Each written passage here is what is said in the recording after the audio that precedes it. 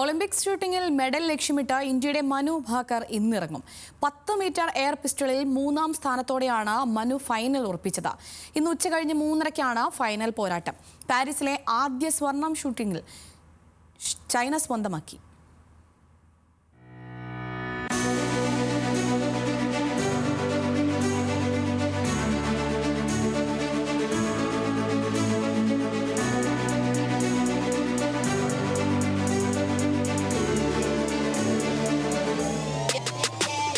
Olympics ഷൂട്ടിംഗിൽ ആദ്യഘട്ടത്തെ നിരാശയ്ക്ക് ശേഷം ഇന്ത്യക്ക് പ്രതീക്ഷ. വനിതകളുടെ 10 മീറ്റർ എയർ പിസ്റ്റൾ ഫൈനലിലെത്തുന്ന ആദ്യ ഇന്ത്യൻ താരമായി മനു ഭാക്കർ. കഴിഞ്ഞ 20 വർഷത്തിനിടെ ഒളിമ്പിക്സിൽ ഏതെങ്കിലും ഒരു ഷൂട്ടിംഗ് മത്സരത്തിൽ ഫൈനലിലെത്തുന്ന വനിതാ താരവും മനു ഭാക്കറാണ്. യോഗ്യതാ റൗണ്ടിൽ 3-ാം സ്ഥാനത്താണ് മനു ഫിനിഷ് ചെയ്തത്. നേരത്തെ ഏറെ പ്രതീക്ഷകളുമായി പാരീസ് ഒളിമ്പിക്സിലെത്തിയ ഇന്ത്യൻ ഷൂട്ടിംഗ് സംഘം തിരിച്ചടി നേരിട്ടു. മിക്സഡ് ഡബിൾസ് വിഭാഗത്തിൽ മത്സരിച്ച സന്ദീപ് സിംഗ് ഇളവേനൽ സഖ്യവും അർജുന റമിത സഖ്യവും യോഗ്യതാ റൗണ്ടിൽ പുറത്തായി. പിന്നാലെ 10 metre air പിസ്റ്റളിൽ shooting റേഞ്ചിലിറങ്ങിയ Sarabjot സിംഗിനും final ഉറപ്പിക്കാനായില്ല.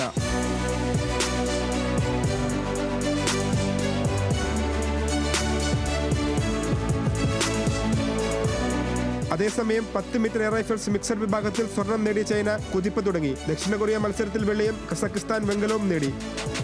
Olympics desk news Malayalam.